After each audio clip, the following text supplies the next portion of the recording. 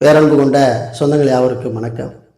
இன்றைக்கி ஒரு முக்கியமான செய்தி, நம்ம எல்லோரும் கவனிக்கக்கூடிய ஒரு செய்தி தான்.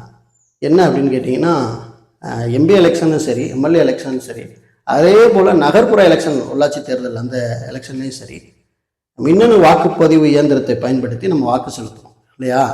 அப்படி மின்னணு இயந்திரம் வாக்கு செலுத்தும் போது அதில் நமக்கு விருப்பம் இல்லை, ஓட்டு போட விருப்பம் இல்லை, எந்த கட்சிக்கும் எந்த நபருக்கும் எங்களோட வாக்கு செலுத்த எங்களுக்கு விருப்பமே இல்லை அப்படின்னா நோட்டா அப்படின்னு ஒரு ஆப்ஷன் வச்சுருக்காங்க. அதில் நம்ம ஓட்டை போட்டுட்டு மாட்டில் என்ன செஞ்சலாம், வந்துடலாம். எங்களுக்கு அரசியலே பிடிக்கல, எவன் மேலே எங்களுக்கு விருப்பமே இல்லை அப்படின்னு சொல்கிறவங்க அந்த நோட்டாவுக்கு ஓட்டு போட்டுக்கலாம் அப்படிங்கிற ஒரு முறை இருக்குது அப்படிங்கிறது நமக்கு தெரியும். ஒரு சில தேர்தலுக்கு முன்னாடிலாம் ஒரு சில பெரிய கட்சிகள்லாம் நோட்டாவை தாண்ட முடியாமல் கஷ்டப்பட்டுச்சுங்கிறதும் நமக்கு தெரியும். ஸோ அந்த நோட்டா அவ்வளோ என்ன சொல்கிறது அப்படின்னா எதிர்ப்பு தெரிவிக்கக்கூடிய ஒரு விதமாக அது இருக்குது. ஒரு கட்டத்தில் மக்கள் வாக்கு செலுத்த ஆர்வம் இல்லை, எதிர்ப்பு தெரிவிக்கிறாங்க அப்படிங்கிறது அது ஒரு கவுண்டிங் மூலம் நம்ம அரசுக்கு சொல்லக்கூடிய ஒரு விவரமாக கூட இருக்கு. இப்போ என்ன ஆயிடுச்சு அப்படின்னா, இந்த எல்லா எலெக்ஷன்லையும் இந்த நோட்டா ஆப்ஷன் இருக்கு. ஆனால் ஊரக உள்ளாட்சி தேர்தல் எலெக்ஷன்ல இந்த நோட்டாவுக்கான ஆப்ஷனே இல்லை. அதனால நீங்க எங்களுக்கு நோட்டா ஆப்ஷனை வாங்கி கொடுங்க அப்படின்னு ஒருத்தர் வழக்கு போட்டிருக்காரு. அதை குறித்த நம்ம விவரமா இந்த வீடியோல பார்க்க போறோம். இப்போதான் நம்ம சேனலை முத பார்க்குறீங்கன்னா மறக்காம சப்ஸ்கிரைப் பண்ணி சப்போர்ட் பண்ணுங்க. இது போல பதிவுகள் உங்களுக்கு அடிக்கடி வரணும்னா வெள்ளைக்கான கிளிக் பண்ணி வச்சுங்க. இப்போ நோட்டிஃபிகேஷன்ல தகவல் உங்களுக்கு உடனடியாக சேரும். சரி, வாங்க வீடியோக்குள்ள போகலாம்.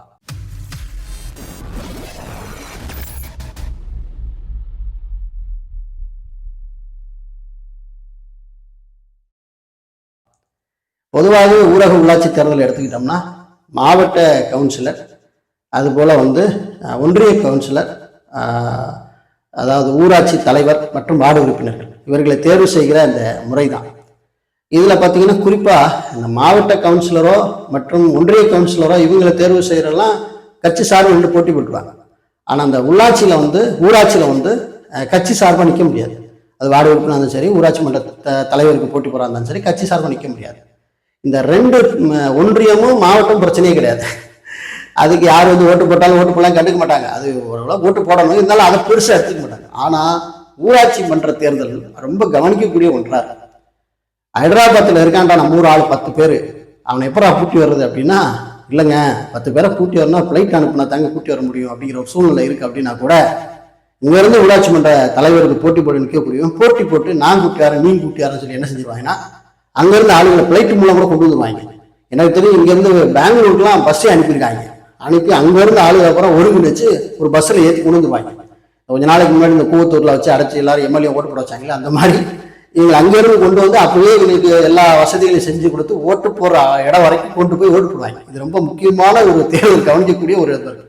இதுல என்னன்னா, நிறைய பேர் விருப்பம் இல்லைனாலும் வாக்கு செலுத்த வேண்டிய ஒரு சூழ்நிலைக்கு தள்ளப்பட்டக்கூடிய ஒரு நிலை தான் இருக்குது. இப்ப இவர் ஏன் வழக்கு போட்டிருக்காரு அப்படின்னா, எங்களோட விருப்பத்தை தெரிவிக்கணும். எங்களுக்கு ஊராட்சி மன்ற தேர்தலில் எங்களுக்கு மேல எனக்கு ஓட்டு போட விருப்பமே இல்லை. அது ஊராட்சி வார்டு உறுப்பினருக்காக இருந்தாலும் சரி, தலைவருக்காக இருந்தாலும் சரி, எங்களுக்கு ஓட்டு போட விருப்பம்னா நோட்டங்கிற ஒரு ஆப்ஷன் வைங்க அப்படிங்கிறத அவர் வழக்கில் சொல்லியிருக்காரு. ஸோ அது குறித்து நம்ம முழுசாக நம்ம பேசிடலாம். தேனி மாவட்டத்தை சேர்ந்த பெரியகுளம் பகுதியில் இருக்கக்கூடிய வினோத் அப்படிங்கிறவர் ஹைகோர்ட் மதுரை கிளையில் மனு தாக்கல் செஞ்சிருக்கிறாரு. அதுல பொதுநல மனுவா அவர் தாக்கல் பண்ணியிருக்காரு. என்ன சொல்றாருன்னா, எம்பி சட்டமன்ற தேர்தல் வேட்பாளர்களை நிராகரிக்கிறதுக்கு மின்னணு இயந்திரங்கள்ல நோட்டா இடம்பெற்றிருக்கு. இது வாக்காளர்களுக்கு அடிப்படை உரிமையாக்கப்பட்டிருக்குது. தமிழகத்தில் இனி வரவிருக்க அனைத்து உள்ளாட்சி தேர்தல்களிலும் நோட்டா இடம்பெற மாநில தேர்தல் ஆணையத்துக்கு நான் மனு அனுப்பினேன். இந்த மனுவை அவங்க பரிசீலனை செய்யல, அதனால நீங்க இதை வழக்கா எடுத்து நீங்க விசாரிங்க அப்படின்னு சொல்லி அவர் மனு தாக்கல் பண்ணியிருக்காரு. இந்த மனு நீதிபதி என் சதீஷ்குமார் ஜோதிராமன் அமர்வு முன்னுக்கு விசாரிக்க வருது. அப்போது தமிழ்நாடு மாநில தேர்தல் ஆணையம் தாக்கல் செய்த பதில் மனுவில் என்ன சொல்றாங்கன்னா, உள்ளாட்சி தேர்தல்களிலும் நோட்டா விருப்பத்தை அமல்படுத்த தேர்தல் ஆணையம் முடிவு செய்துள்ளது. இதற்காக தமிழ்நாடு நகர்ப்புற உள்ளாட்சி அமைப்புகள் விதிகள் 2023 உள்ளது போலவே ஊரக உள்ளாட்சி தேர்தலிலும் மின்னணு வாக்குப்பதிவு இயந்திரங்கள் மற்றும் வாக்குச்சீட்டுகளில் நோட்டாவை சேர்க்க தேர்தல் ஆணையம் நடவடிக்கை எடுத்து வருகிறது. இதற்காக தமிழ்நாடு ஊராட்சிகள் விதி 1995 உரிய திருத்தங்களை மேற்கொள்ள கோரி 2024 ஜூன் 7ஆம் தேதி தமிழக அரசுக்கு பரிந்துரை கடிதம் அனுப்பப்பட்டிருக்கிறது. இந்த திருத்தங்கள் மேற்கொள்ளப்பட்டவுடன் ஊரக உள்ளாட்சி தேர்தல்களில் நோட்டா முறை நடைமுறைக்கு வரும் என தெரிவித்துள்ளது. இதை பதிவு செய்த நீதிபதிகள் தமிழக தலைமைச் செயலர் 6 மாதங்களில் பரிசீலித்து உரிய உத்தரவு பிறப்பிக்க வேண்டும் என கூறி இந்த வழக்கை முடித்து வைத்தார்கள் அப்படிங்கிறதா செய்தி.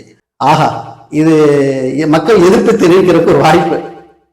போற பக்கம் பார்த்தா ஊராட்சி மன்ற தேர்தலில் நோட்டா ஜெயிக்க நிறைய இடங்கள்ல உண்மையில் அந்த அளவுக்கு தான் கட்டுப்புல இருக்கேன். அந்த ஊராட்சியில் இருக்கக்கூட மக்கள் பூரா ஓகே இந்த 6 மாசத்துல என்ன நடக்குது அப்படின்னு பார்ப்போம். ஒருவேளை இவங்க இந்த சட்டத்தை திருத்தம் பண்ணி அந்த விதியை திருத்தம் பண்ணி அதை அமலுக்கு கொண்டு வருவாங்க அப்படின்னா அந்த செய்தி வெளியில வரும். அப்போ நம்ம சேனல் அதை குறித்து விரிவாக உங்களுக்கு நான் சொல்ல கடமைப்பட்டிருக்கேன். மீண்டும் நல்ல தகவலோடு உங்களை வேறோடும் சந்திக்கிறேன். நன்றி, வணக்கம்.